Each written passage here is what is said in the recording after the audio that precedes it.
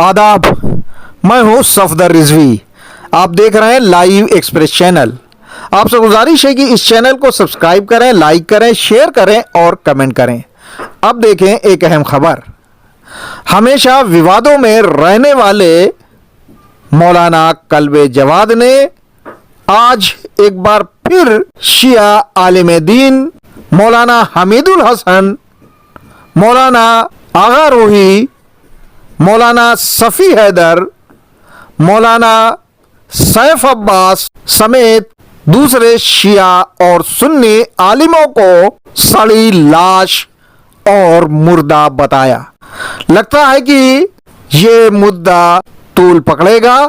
हालांकि शिया आलिम दीन मौलाना कल्बे जवाद को पागल मानते हैं, इसीलिए वे उनकी बातों पर कोई ध्यान नहीं देते और कोई प्रतिक्रिया नहीं जताते।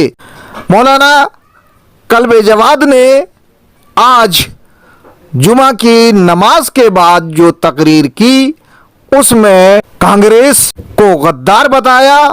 इसी तरह उन्होंने कहा कि अगर नीतीश कुमार और चंद्रबाबू नायडू ने मुसलमानों से गद्दारी की तो वक्फ बिल पास होगा। उन्होंने और क्या कहा, सुने उनकी जबानी। और उससे पहले क्या था कि अगर बिहार की गवर्नमेंट और आंध्र की गवर्नमेंट अगर उन्हीं ने मुसलमानों का साथ दिया और हुकूमत का साथ नहीं दिया तो पास नहीं होगा।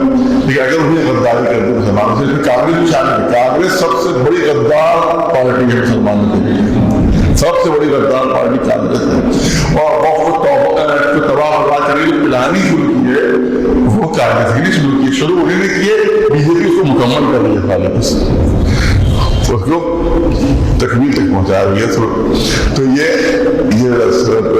कांग्रेस से भी तो ये पास होगा तो बहुत ही खतरनाक आज ही चला आ रहा है रिपोर्ट कि फुला जगह 10 जो वक्फ है उनका 8 गवर्नमेंट की जमीन पर है, 15 है, 10 जो है गवर्नमेंट की जमीन पर। कौन गवर्नमेंट की जमीन? वही जो अंग्रेजों ने। मौलाना जवाद ने कहा कि मोदी सरकार मुसलमानों के साथ अंग्रेजों के जैसा व्यवहार कर रही है। अंग्रेजों ने मुसलमानों को सजा दी थी कि उनकी संपत्तियों को नुज़ूल में इसलिए दर्ज कर लिया था क्योंकि वे उससे लड़ रहे थे और अंग्रेजों को भारत से भगा रहे थे। सुने मौलाना जवाद ने क्या कहा। आजादी की लड़ाई लड़ने वालों को आजादी की लड़ाई लड़ने की जुर्म में सजा दी गई थी और जो नुज़ूल में दर्ज कर गई थी, आज गवर्नमेंट ने उसी नुज़ूल को दिखाकर कहती है कि साहब गवर्नमेंट की जमीन है, इस पर जो मस्जिद बनी है गवर्नमेंट की जमीन है, इमाम बाड़ा बना है गवर्नमेंट की जमीन है, ये बड़ा इमाम बाड़ा भी है, इसको भी नुज़ूल में दर्ज किया था। अंग्रेजों ने इसको नुज़ूल में दर्ज कर दिया था बड़े इमाम बाड़े को।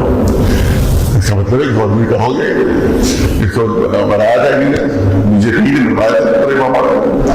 तो ये बहुत खतरनाक काम किया गया। इसकी शुरुआत दुनिया करने वाली कांग्रेस की हुई और उसकी इमारत बनी है और बीजेपी के जरिए से उस इमारत बनी। जैसे हमने कहा था कि एक ही सिक्के के दो रुख हैं, एक रुख देखिए तो बीजेपी है, दूसरा रुख देखिए तो कांग्रेस है। दोनों में कोई फर्क नहीं है, बल्कि पॉलिसी जो कोई फर्क नहीं, मुसलमानों को तबाह बर्बाद करने की पॉलिसी पे इनमें कोई फर्क नहीं। मौलाना जवाद ने बिना नाम लिए मौलवियों को सड़ी लाश बताया। उन्होंने जैसे ही कहा, लोग समझ गए और नाम गिनाने लगे कि वे मौलाना हमीदुल हसन, मौलाना आगा रूही, सैफ अब्बास, सफ़ी हैदर और दूसरे नौजवान मौलवियों को भी सड़ी लाश बता रहे हैं। हालांकि तमाम मौलवी मौलाना कल्बे जवाद को मानसिक रोगी और पागल मानते हैं, इसीलिए वे उनकी बातों पर प्रतिक्रिया नहीं जताते। देखें मौलाना कल्बे जवाद ने मौलवियों के लिए क्या कहा। ऐसा लगता है कि ये लखनऊ नहीं बल्कि मौलवियों का कब्रिस्तान है। ये मौलवियों का कब्रिस्तान है तो हम बोल रहे हैं। कहीं से कोई आवाज आपको सुनी रशिया सुननी न शिया की मौलवी ने आवाज उठाई, न किसी सुन्नी मौलवी ने आवाज उठाई। तो ये मौलवी नहीं है, बल्कि बड़ा सब जुमला कह दिया जब कह रहा भाई ये सड़ी हुई लाशें हैं। ये मौलवी शिया सुन्नी नहीं है, शिया सुन्नी दोनों। ये मौलवी नहीं है, बल्कि ये सड़ी हुई लाशें हैं जो कौम के कांधों पर लदी हुई हैं। कोई लफ्ज की नहीं निकल रहा है, और सब इन्हीं औकात के इमाम बाबा में से पढ़ेंगे, सीना ताना से पढ़ेंगे, सीधा ताना से पढ़ेंगे, और उसके बाद उल्टी सीधी अपने उड़ाएंगे और पब्लिक को जब तक बेवकूफ बनाते आ रहे हैं मुसलसल फिर बेवकूफ बनाते रहेंगे। मौलाना कल्बे जवाद ने कौम को मुर्दा बताया। हालांकि कौम मौलाना कल्बे जवाद को 420 और वफ का लुटेरा बताती है। इसी वजह से कौम के ज्यादातर लोगों ने मौलाना कल्बे जवाद का साथ छोड़ दिया है और वे उनकी बातों पर ध्यान नहीं देते, क्योंकि मौलाना कल्बे जवाद ने अब तक जितने वादे किए हैं वो वादे पूरे नहीं किए। अभी हाल ही में उन्होंने अब्बास बाग की करबला में 30,000 से ज्यादा लोगों को प्लाट देने की बात कही थी, जबकि वहां 4 या 5 प्लाट दिए जा सकते हैं।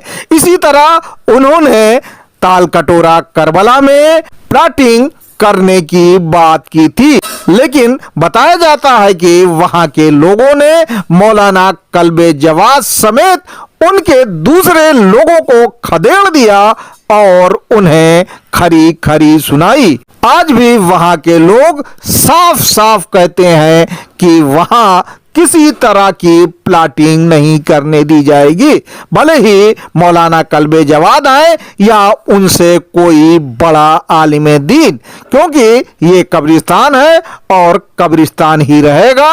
वाकिफ की मंशा कब्रिस्तान की है। सुने मौलाना कल्बे जवाद ने कौम को क्या कहा। यार ये भी पब्लिक तक पहुंचाना जरूरी है। आप है कि आप इस सिलसिले में क्या रिएक्शन करते हैं, उस सिलसिले में आपका क्या रद्द होता है। आप गैरत है कि नहीं है कि उसी तरह से कौम मुर्दा है तो उसे कोई शिकायत नहीं, मुर्दों से कोई शिकायत नहीं करता। हमेशा शिकायत जिंदों से होती है, मुर्दों से नहीं होती शिकायत। तो अगर कौम मुर्दा है तो कोई शिकायत नहीं उससे, लेकिन अगर जिंदा है तो जिंदगी का सबूत देना होगा, अपनी हयात का सबूत देना होगा। इस सिलसिले में इन मौलवियों का बाइकाट जरूरी है कि जो खामोश बैठे वो भी मुजरिम है, जाके साथ दे रहे हैं वो तो मुजरिम है ही, वो बड़े मुजरिम, तो खामोश बैठे वो भी उतने ही मुजरिम है जो साथ दे रहे हैं, बहुत जरूरी है। शिया वक्फ बोर्ड के चेयरमैन अली जैदी को कौम का गद्दार और वक्फ की जायदाद से अरबों खरबों की कमाई करने वाला बताने वाले मौलाना कल्बे जवाद ने इस बार अली जैदी का जिक्र नहीं किया, बल्कि उन्हें इस बार याद आए तो पूर्व चेयरमैन वसीम त्यागी याद आए, जो पूर्व में उनके हम नेवाला और हम प्याला थे।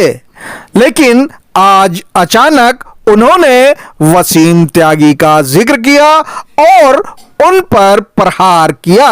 सुने उन्होंने क्या कहा। कभी आपने देखा होगा कि वो मुझे पहले एक शिया था, बाद में उसका मजहब तब्दील कर लिया, सिर्फ उसकी बीमारियां की थी, दवाइयाँ की थी, उसकी जांच से बचने के लिए उसने हिंदू मजहब इख्तियार कर लिया और अपना नाम से त्यागी लगा दिया था। और मसला ये कि बाप का नाम बदला, फिर बाप का नाम कैसे बदला? बाप का नाम भी त्यागी हो गया, तो मेरी कौन त्यागी है। और अब मालूम हुआ कि फिर नाम कितना बदला है, कुछ सिंह लगा दिया अपने नाम के साथ। अब मुझे पता तो नहीं, लेकिन सुना ये है अपना नाम उसने खड़क सिंह लिखा है और एक ने भड़क सिंह,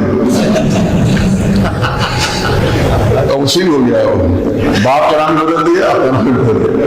वो मालूम हुआ कि वो पैसे देकर मुसलमान और हिंदू बना रहा, मुसलमान 33,000। और कितने मुसलमान मौलवी जेलों में सवाए जा रहे हैं इसी इल्जाम में कि साहब उन्हें दाले देकर हिंदू मुसलमान बनाया, हिंदू मुसलमान बनाया, 50 मौलवी जेल में सड़ रहे हैं और इसके खिलाफ कोई कार्रवाई नहीं।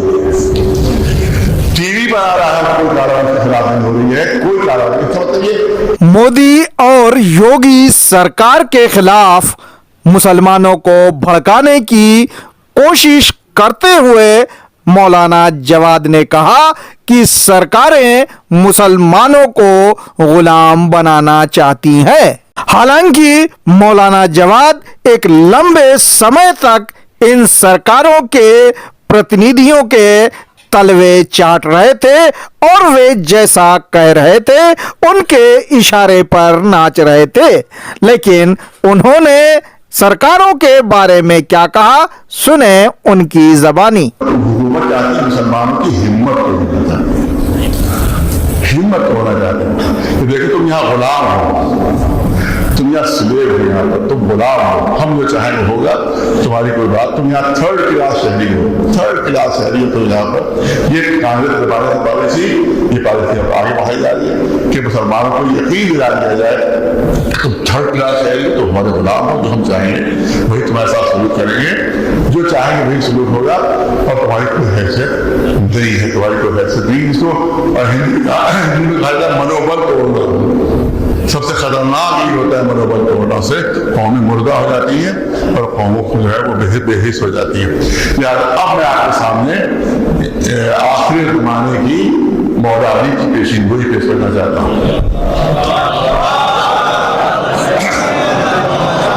सुनिए और बहुत गौर से सुनिए मौला की पेशीन ये सब रसूलुल्लाह से रिवायत है। उसमें यह है कि एक जमाना आखिरी जमाना ये होगा कि इस तरह से मुसलमानों की हालत होगी कि या तो उनको गुलाम बनाया जाएगा और अगर गुलाम नहीं बनेंगे तो खत्म कर दिया, उनको जिंदा रहने की इजाजत नहीं होगी। या गुलाम बनाया जाएगा, गुलाम बनने पर तैयार नहीं होगा, उसको मिटा दिया जाएगा, खत्म कर दिया। ये आखिरी जमाने की पेशीन गोई है। बहरहाल मौलाना कल्बे जवाद ने अपने दामाद जो शिया सेंट्रल वक्फ बोर्ड के चेयरमैन है अली जैदी के खिलाफ कोई आवाज बुलंद नहीं की, जबकि वे कई बार ये बोल चुके हैं कि वक्फ जायदाद से उन्होंने अरबों और खरबों की कमाई की है। उनके खिलाफ किसी भी तरह के आंदोलन की सुगबुगाहट इसलिए नहीं की क्योंकि बताया जाता है कि अली जैदी ने मौलाना कल्बे जवाद के खिलाफ नोटिस दिया है और उनसे उनके तमाम वक्फ की कमाई का ब्यौरा मांगा है। लगता है कि मौलाना कल्बे जवाद ने इससे डरकर चुप्पी साध ली है और अब वे अली जैदी के खिलाफ बोलने की बजाय वसीम त्यागी के खिलाफ बोलने लगे हैं। वक्फ मामलों के अल्लामा कहे जाने वाले जमीर नकवी का कहना है कि सारा दोष मौलाना कल्बे जवाद का है, चाहे बेईमानी करने वाला अली जैदी हो या वसीम त्यागी।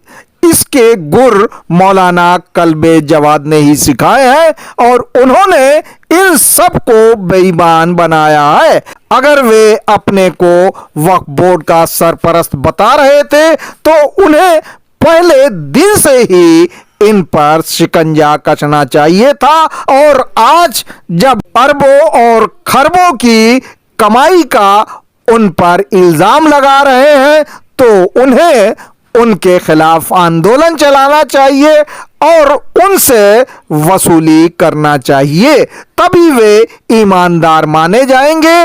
नहीं तो मौलाना कल्बे जवाद को कोई भी ईमानदार नहीं मानेगा।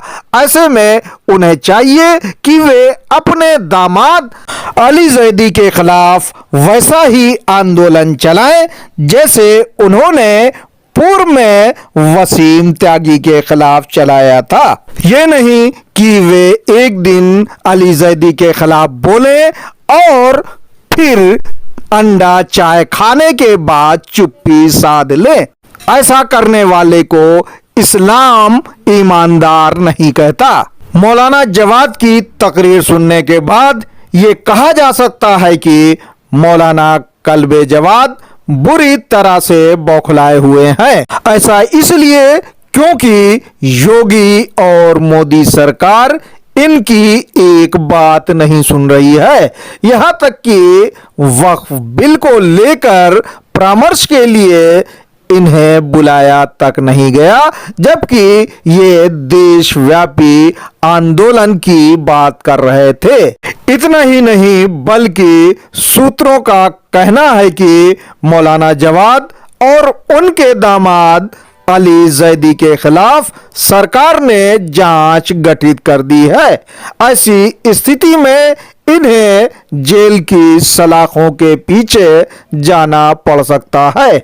आपसे गुजारिश है कि इस चैनल को सब्सक्राइब करें, लाइक करें, शेयर करें और कमेंट करें।